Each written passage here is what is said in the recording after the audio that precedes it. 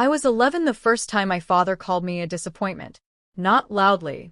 Not cruelly. Just casually. Like he was commenting on the weather. My older sister, Victoria, had just won a regional debate championship.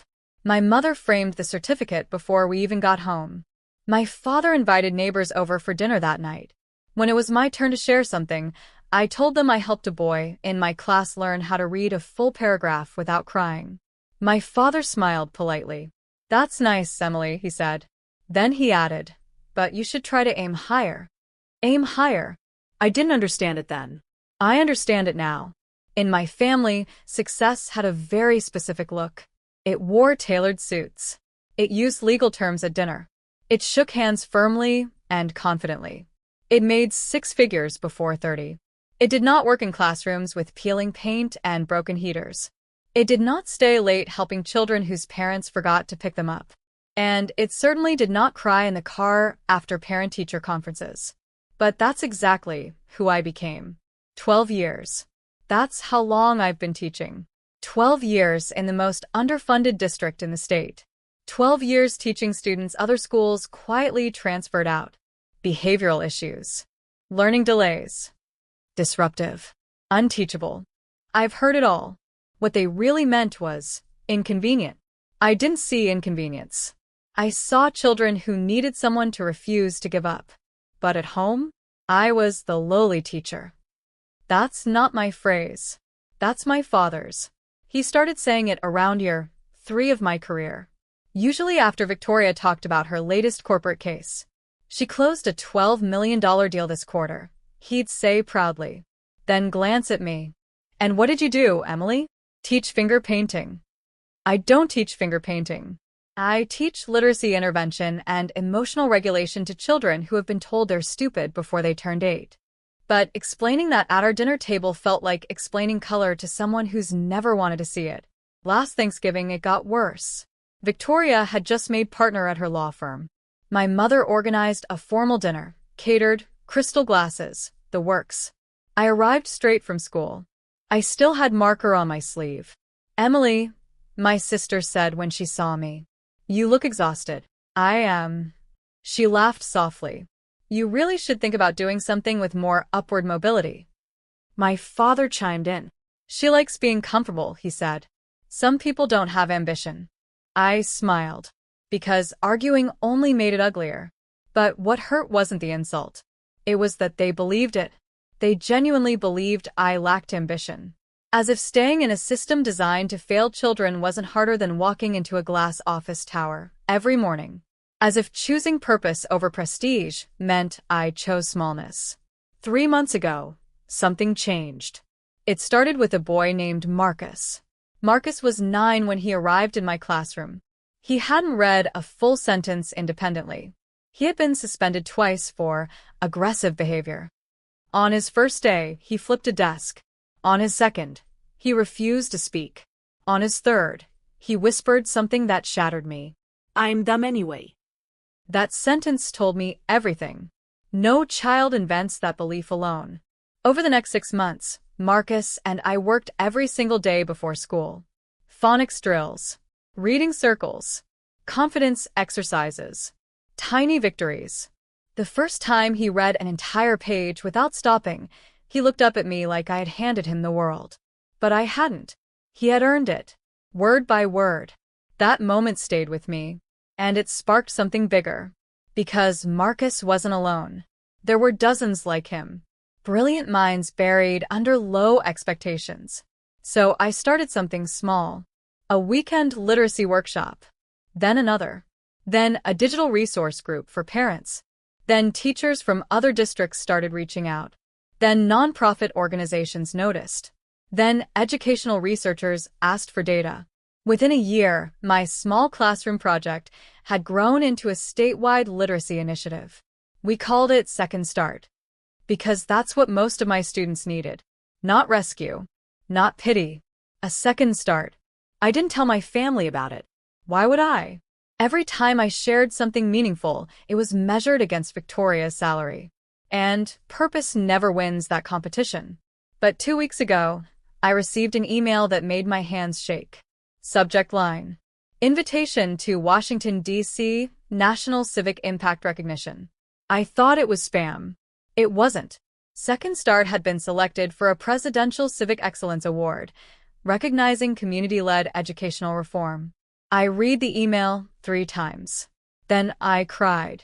Not because it was validation, but because it meant the children were being seen. Our work was being seen. Marcus was being seen. The ceremony would be held in Washington. Televised. National coverage. I stared at the invitation for a full hour before calling my parents. My mother answered. Oi, Emily. Is everything okay? Yes, I said softly. Actually, I have some news. There was a pause. Victoria just closed another major case, she said quickly. It's been a busy day. I swallowed. That's great. But this is about me. Silence. I've been invited to receive a National Civic Award in D.C. for the literacy program I built. Another pause. Oh, she said. Just oh. When is it? Next month. I was hoping you'd all come. Well, she said carefully, we'll have to check schedules. Schedules. For a once-in-a-lifetime moment. Later that evening, my father called. I heard you're getting some kind of teacher plaque, he said. It's a national recognition, Dad. For teaching, he clarified. For building a statewide literacy initiative. He hummed. That's nice, Emily. But Washington is a long trip. And Victoria has an engagement dinner that weekend. Important client. Of course she did. I understand, I said quietly. I'm proud you're passionate, he added. Just remember, awards don't always translate to real success. Real success. There it was again. Measured in commas. Not impact. We hung up. I sat in my apartment alone. Invitation glowing on my phone. Family declining in the background. For a moment, old doubts tried to crawl back in. Maybe it wasn't that big. Maybe they were right. Maybe I was small. Then my phone buzzed again. It was Marcus's mother. She sent me a photo. Marcus reading to his younger sister. Caption. He says he wants to be a teacher like you. And suddenly, Washington didn't feel lonely anymore. A week later, I saw the family group chat explode with messages. Photos of Victoria's engagement dinner venue. 5-star restaurant. Private rooftop. Guest list of important people. My father wrote, "This is what excellence looks like." No one tagged me. No one asked if my ceremony needed planning.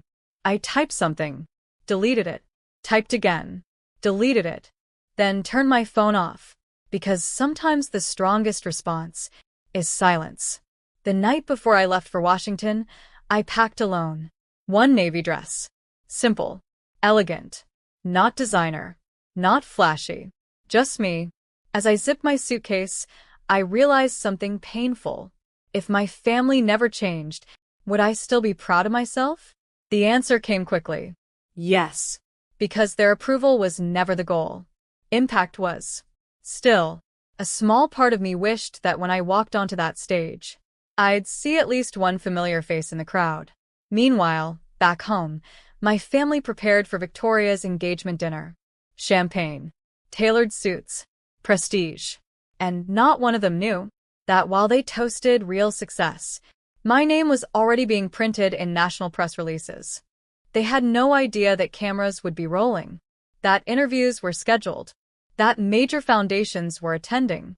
They had no idea that the daughter they dismissed as the lowly teacher was about to step onto a stage much bigger than they ever imagined. And this time, no one would be able to ignore it. Washington, D.C. feels different at night. There's a quiet power in the air. The kind that doesn't shout.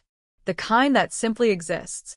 When my plane landed, I pressed my forehead lightly against the window and watched the city lights blur beneath me. For the first time in years, my hands weren't shaking because I doubted myself. They were shaking because something bigger than me was happening. Not fame. Not status. Impact. The hotel the committee booked for nominees overlooked the Potomac. Marble floors. Soft lighting. Staff who smiled like you mattered. I wasn't used to that. In my district, I was used to fighting for printer ink. As I checked in, The woman at the desk said, "Congratulations, Miss Carter. We're honored to host you." No one had ever said that to me before. Not like that. Not with that tone. I went up to my room and set my suitcase down carefully, like the moment might break if I moved too fast. Then my phone buzzed. Family group chat. Victoria had sent a photo. She stood beside her fiancé, champagne glass raised, city skyline behind them. Caption: "The beginning of our forever." My father replied, "So proud of you. Excellence always rises." My mother added a heart. I stared at the screen. No one asked if I landed safely. No one asked how I was feeling. I didn't respond. Instead, I opened my email. There were already 3 interview confirmations for the next day. 1 national morning show. 2 major education publications. My name typed formally. Emily Carter, founder of Second Start. Founder. That word felt foreign. Powerful. Earned. The next morning began at 6 a.m. Hair, light makeup, press badge. When I walked into the media room, cameras were already positioned. Reporters flipping through notes. Other nominees speaking confidently. Doctors. Veterans. Community organizers. I felt small for half a second. Then I remembered Marcus reading to his sister. And I stood taller. A producer approached me. "You're the Literacy Initiative founder, right?" "Yes." "We loved your story. The before and after data is incredible." She said incredible. Not cute. Not sweet. Incredible. The interview lights turned on. A microphone clipped to my dress. The anchor smiled warmly. "Emily, you started this program in a single classroom?" "Yes," I said. "With one child who believed he was incapable. And now we've reached over 8,000 students across the state." Her eyebrows lifted slightly. 8,000? Yes. "And you did this while teaching full-time?" "Yes." She paused. "Why?" I didn't hesitate. Because children don't fail systems. Systems fail children. And someone has to refuse to accept that. Silence filled the studio. Not awkward silence. Listening silence. The kind I never got at my family's dinner table. After the interview ended, the producer squeezed my hand. That was powerful. Powerful. I stepped outside afterward and sat alone on a bench for a moment. Not because I was overwhelmed. Because I was steady. For the first time in my life, I didn't feel like I was trying to prove something. I was simply stating truth. Meanwhile, back home, Victoria's engagement dinner had begun. I know this because photos were flooding social media. Private rooftop. Crystal chandeliers. Men in custom suits. Women in designer gowns. My father stood near the center of every photo. Confident. Proud. Victorious. If anyone asked about me, I imagine he said something dismissive. "She's at a teacher event." A teacher event. The ceremony began at 7 p.m. The ballroom in D.C. shimmered under gold lighting. "That's nice, Emily. But Washington is a long trip. And Victoria has an engagement dinner that weekend." Important client. Of course she did. "I understand," I said quietly. "I'm proud you're passionate," he added. "Just remember, awards don't always translate to real success." Real success. There it was again. Measured in commas. Not impact. We hung up. I sat in my apartment alone. Invitation glowing on my phone. Family declining in the background. For a moment, old doubts tried to crawl back in. Maybe it wasn't that big. Maybe they were right. Maybe I was small. Then my phone buzzed again. It was Marcus's mother. She sent me a photo. Marcus reading to his younger sister. Caption: "He says he wants to be a teacher like you." And suddenly, Washington didn't feel lonely anymore. A week later, I saw the family group chat explode with messages. Photos of Victoria's engagement dinner venue. 5-star restaurant. Private rooftop. Guest list of important people. My father wrote, "This is what excellence looks like." No one tagged me. No one asked if my ceremony needed planning. I typed something, deleted it, typed again, deleted it, then turned my phone off. Because sometimes the strongest response is silence. The night before I left for Washington, I packed alone. One navy dress. Simple. Elegant. Not designer. Not flashy. Just me. As I zipped my suitcase, I realized something painful. If my family never changed, would I still be proud of myself? The answer came quickly. Yes. Because their approval was never the goal. Impact was. Still, a small part of me wished that when I walked onto that stage, I'd see at least one familiar face in the crowd. Meanwhile, back home, my family prepared for Victoria's engagement dinner. Champagne, tailored suits, prestige. And not one of them knew that while they toasted real success, my name was already being printed in national press releases. A string quartet played softly. Each nominee's work was displayed on large screens around the room. When I saw seconds start projected 12 feet high, my throat tightened. Children reading, parents hugging, classrooms transformed. This wasn't just my story. It was theirs. A coordinator approached me. "You're scheduled third for recognition." Third. My palms warmed. I closed my eyes briefly and whispered to myself, "You belong here." At 7:42 p.m., my father was raising a glass. "To my brilliant daughter," he said, nodding toward Victoria, future leader of her firm. Excellence in everything she does. Applause. Laughter. Champagne clinks. And then, his phone vibrated. Once. Twice. 3 times. He ignored it at first, but the buzzing continued. Finally, mildly annoyed, he glanced down. A news alert. He frowned slightly. Then read it again. And again. His face changed. Because the headline said, "Teacher Emily Carter receives Presidential Civic Excellence Award for statewide literacy reform." With a photo Of me. on a stage, behind a podium bearing the presidential seal. His thumb froze on the screen. Across the ballroom in Washington, my name was announced. Founder of Second Start, an initiative that has transformed literacy outcomes for thousands of underserved students. Applause erupted. I stood, walked toward the stage. Slowly. Deliberately. Calmly. The presenter extended a hand. "Your work proves that impact doesn't require permission. It requires courage." The award was placed in my hands. It was heavier than I expected. Solid. Real. Cameras flashed. And somewhere, miles away, my father stared at a screen as a live clip began streaming. The ballroom in Victoria's engagement dinner had grown quieter. Guests were whispering. Some were pulling out their own phones. One of Victoria's fiancé's colleagues said, "Isn't that your sister?" Victoria's smile faltered. My mother leaned toward my father. "What is that?" He didn't answer. Because he couldn't. On the live broadcast, the Secretary of Education stepped forward to shake my hand. "Thank you for refusing to accept failure as destiny," he said into the microphone. Millions were watching, including the man who once called me a lowly teacher. Back in Washington, I stepped up to the podium. I didn't rush. I didn't tremble. I didn't shrink. I looked out at a sea of faces who were actually listening. And I spoke. 12 years ago, I started teaching in a classroom where hope was considered unrealistic. I was told that some children simply couldn't succeed. I paused. I was also told that teaching wasn't ambitious. A small ripple moved through the crowd. But ambition isn't about salary. It's about scale. And when one child learns to believe in themselves, that impact multiplies. Silence. Powerful silence. I dedicate this recognition to every child who is labeled difficult when they were simply unheard.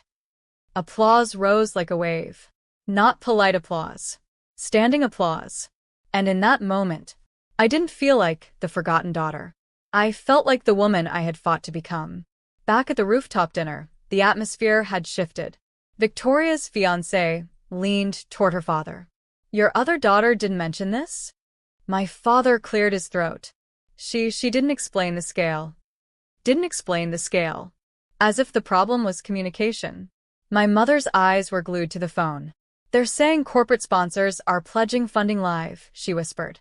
Funding. Real numbers. Real scale. The same thing he used to measure worth. Except this time, the numbers were attached to my name. Victoria forced a tight smile. Well, she said lightly, it's just education. Just education. But the people around her weren't dismissing it. They were impressed, curious, respectful, and for the first time in our lives, the spotlight wasn't angled toward her. After the ceremony ended, journalists surrounded me. Questions about expansion. National rollout, policy reform, partnership opportunities. A representative from a major foundation approached me privately. We'd like to discuss a multi-million-dollar investment into Second Start. Multi-million. I didn't react dramatically. I nodded calmly. Let's talk about sustainability, I said. Because this was never about ego. It was about longevity. And that's something my father understood very well. Which meant he now understood me. That night, back in my hotel room, I finally turned my phone fully on. 32 missed calls. 27 messages. All from family. I stared at the screen. For years, I had waited for them to notice me. Now they were calling because the world did. I didn't answer. Not yet. Instead, I walked to the window and looked out over the city. The Washington Monument stood tall in the distance. Unapologetic. Unmoved. And I realized something profound. I didn't need revenge. Because recognition without their validation felt better than revenge ever could. But this story wasn't over. Because when power shifts, people react. And my father? He was not a man who handled unexpected shifts quietly. I didn't answer their calls that night. Not because I wanted to punish them, but because for the first time in my life, I wasn't waiting for approval, for acknowledgement, for crumbs of validation tossed across a dinner table. I slept peacefully, and that alone felt like rebellion. The next morning, my phone was still buzzing. Voicemails stacked on top of each other. First my mother. Emily, sweetheart, we saw the broadcast. Why didn't you tell us it was so significant? So significant. As if I had failed to provide a proper marketing presentation. Then Victoria. I'm happy for you. I just wish you hadn't blindsided everyone like that. Blindsided. Interesting word. As if my success was an ambush. Finally, my father. His voice was controlled. Measured. Call me. We need to discuss how this is being positioned publicly. Positioned publicly. Not I'm proud. Not you were extraordinary. Positioned. Even now, it was strategy.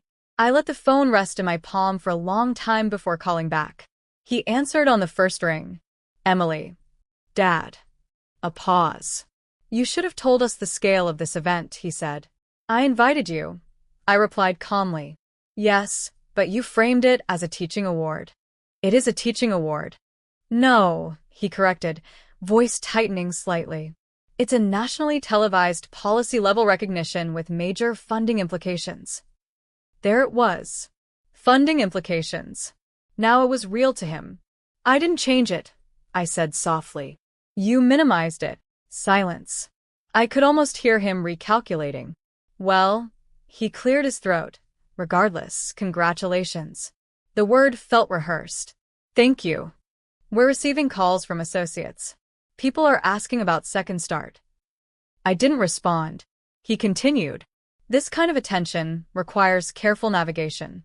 You don't want to make emotional statements in interviews. Emotional. I smiled slightly. I spoke about literacy reform. Yes, but you mentioned ambition not being tied to salary. And it can be interpreted as a critique. Of what? I asked gently. He didn't answer directly. Instead, he shifted. We should discuss forming an advisory board. Legal oversight. Strategic partnerships. Ah, there it was. Reclaiming control. Even now. Dad, I said quietly, Second Start already has legal representation. A pause. From whom?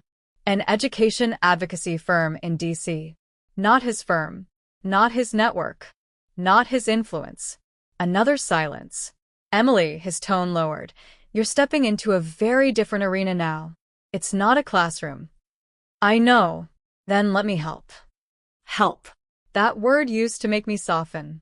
Now I heard the subtext. Let me manage it. Let me shape it. Let me own part of it. I appreciate that, I said carefully. But I built this without corporate leverage. I intend to keep its integrity intact. His breathing shifted slightly. You think I would compromise your integrity? I think you prioritize optics. Another long pause. Optics matter. So does authenticity. We weren't arguing. We were finally speaking honestly. And honesty had always made him uncomfortable. 2 days later, I returned home. The airport felt different. People recognized me. Not many, but enough. A woman approached me near baggage claim. My son was part of your program, she said, eyes shining. He reads every night now. That meant more than any headline. When I walked into my apartment building, the concierge smiled widely. We saw you on television, Miss Carter. Ms. Carter. Not just Emily. Not just the teacher. But someone who had built something. That evening, my parents invited me to dinner. Not a holiday. Not an event. Just dinner. I knew what it was. Damage control. When I arrived, the atmosphere was strange. Polite. Measured. Victoria sat perfectly composed. Her fiancé beside her. My mother overly attentive. My father observant. You look well, my mother said quickly. I am. Victoria tilted her head slightly. The speech was well delivered. Well delivered. Like a closing argument. Thank you. Her fiancé leaned forward. Your funding commitments were impressive. There it was again. Now they spoke the language they respected. Money. Scale. Influence. My father cleared his throat. We've reviewed the media analytics. Of course he had. National exposure of that magnitude is rare. I nodded. It's been overwhelming. Opportunity rarely announces itself twice, he continued. We should discuss expansion. We. There it was again. Second start isn't for acquisition, I said calmly. No one said acquisition. You implied oversight. His jaw tightened slightly. I implied protection. From what? From inexperience. Victoria shifted in her seat. Emily, don't be defensive. Dad's just saying the corporate world is different from public education. I turned toward her. You mean the world where reputation is currency? She smiled thinly.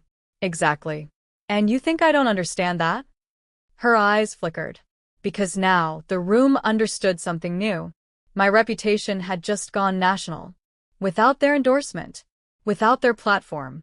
Without their approval. For the first time in our lives, I had built something they couldn't claim credit for. And that made them uncomfortable. Then my father said something that revealed everything. You've proven yourself capable, he said slowly. Now, imagine what you could accomplish with the right backing. Translation. With my backing. I leaned back in my chair. 12 years, I said softly. He frowned slightly. What? For 12 years, I asked for nothing. No investment. No connections. No introductions. That was your choice. Yes, I agreed. Because every time I shared something meaningful, it was dismissed. That's not. You called me a lowly teacher. Silence dropped like glass. My mother shifted uncomfortably. Victoria looked away. My father didn't deny it. That was frustration. No, I said gently. That was belief. His eyes locked onto mine. And now, he asked. Now, I said calmly, the same profession you minimized is generating national policy conversations. No anger. No raised voice. Just fact. And facts are hard to argue with. Victoria spoke next. You're acting like we were villains. I never said that. But you're framing us as dismissive. I met her gaze. Were you not? She didn't answer. Because this time, the room didn't bend around her success. It held mine too. And balance felt foreign. The conversation shifted after that. More cautious. Less condescending. But I could feel something underneath. Jealousy. Not just from Victoria. From my father. Because for the first time, he wasn't the most influential person in the room. And influence had always been his identity. A week later, a national magazine published a feature article on Second Start. The headline read, She was told teaching wasn't ambitious. She built a movement anyway. The quote underneath? Meaning. Ambition isn't measured in income. It's measured in impact. The article went viral. And this time, I received a message from Victoria. Private. Not in the group chat. Did you have to frame it like that? I stared at the screen. Like what? Truthfully? I typed slowly. I framed my experience. 3 dots appeared. Disappeared. Appeared again. You're implying Dad discouraged you. He did. Another pause. You know how he is. Yes, I did. But for the first time, so did everyone else. The real shift happened when one of my father's longtime business partners reached out to me directly. He requested a meeting. Not through my father. Through my organization. When I arrived at the office tower I grew up visiting, the receptionist greeted me with respect. Ms. Carter, they're expecting you. Ms. Carter. Inside the conference room, 3 executives stood when I entered. Stood. For me. They wanted to discuss integrating Second Start into their corporate social responsibility initiatives. National rollout. Long-term funding. And when the meeting ended, one of them said quietly, "Your father built an empire, but what you built changes lives." I didn't smile. I didn't gloat. But I carried that sentence with me, because it marked something irreversible. For years, I lived in my sister's shadow, then in my father's expectations. Now, I stood in my own light, and they were adjusting their eyes. That night, my father called again. His tone was different. Less instructive. More careful. "I've been thinking," he said. "That's new," I replied lightly. He almost laughed. Almost. "I underestimated you." There it was. Small. But real. "You underestimated teaching," I corrected. "Yes." A long pause. "And perhaps," he added slowly, "I measured success too narrowly." I didn't respond immediately, because that sentence meant more than an apology. It meant awareness. But awareness doesn't erase years. "I didn't build this to prove you wrong," I said finally. "I know. I built it because children deserved better." Another pause. "And you deserve recognition," he said quietly. That was the closest thing to pride I had ever heard from him. And strangely, it didn't fill me with triumph. It filled me with calm. Because I didn't need him to say it anymore. I already knew it. But this wasn't over. Because success doesn't just expose admiration. It exposes insecurity. And Victoria? She wasn't done reacting. Not yet. Success doesn't just elevate you. It rearranges everyone around you. After the magazine feature went viral, interviews multiplied. Invitations expanded. Foundations wanted partnerships. Universities wanted me to speak. And for the first time in my life, my calendar looked like Victoria's used to. Booked. Valued. Respected. The irony wasn't lost on anyone, especially her. It started subtly. At a family brunch 2 weeks later, Victoria arrived late, perfectly dressed, controlled smile in place.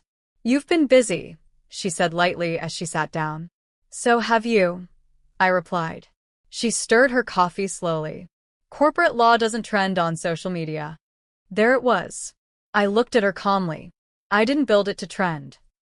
She smiled thinly. "No, you built it to prove something. To children," I corrected. But she didn't hear that. Because she wasn't listening to understand. She was listening to compare. For years, she was the standard. Now she was adjusting. And adjustment feels like threat when you've always been first. Then came the turning point. 3 months after the award, Kensington and Blythe, Victoria's firm, was hit with a public scandal. A corporate client they represented was exposed for fraudulent educational grant allocations. Millions misused. Headlines everywhere.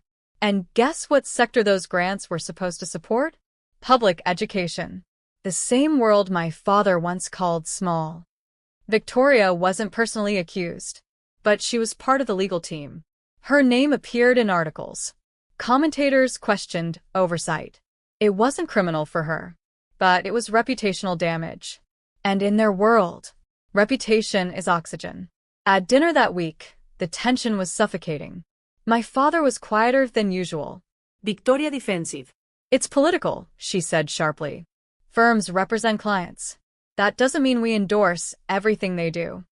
No one said you did, my mother whispered. But Victoria's eyes flicked to me, as if I might. I hadn't spoken, because I didn't need to. The contrast spoke loudly enough. My work redirected funds into classrooms. Her firm defended a corporation that misused them.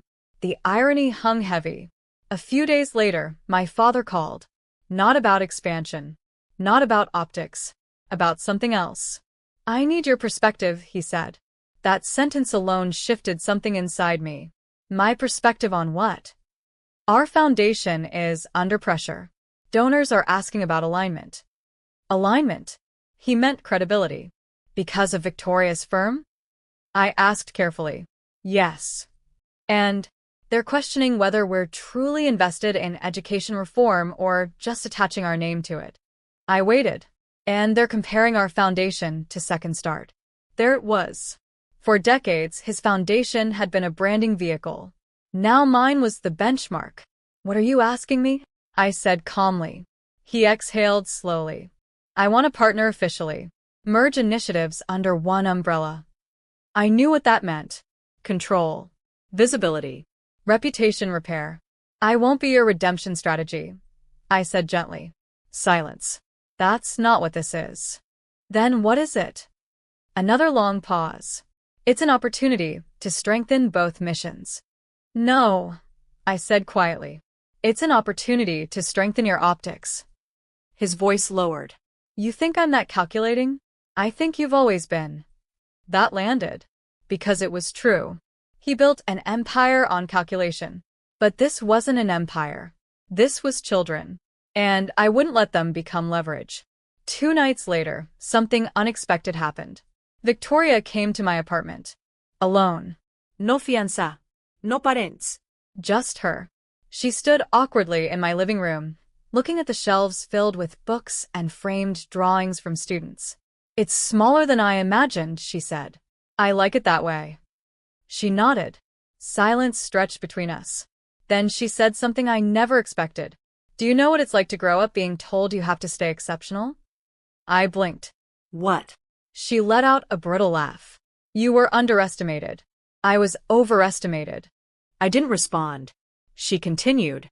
If I failed, it wasn't disappointment. It was catastrophe. That stopped me. You think I didn't feel pressure? I asked quietly. You felt ignored, she said. I felt watched. The room softened slightly. For years, she continued, I envied you. I almost laughed. Envy me? You were allowed to be kind, without it being strategic. You were allowed to choose something that wasn't impressive. That wasn't freedom, I said. That was dismissal. Yes, she whispered. But it was also authentic. That word again. Authentic. She looked around my apartment again. I don't know how to be this, she admitted softly.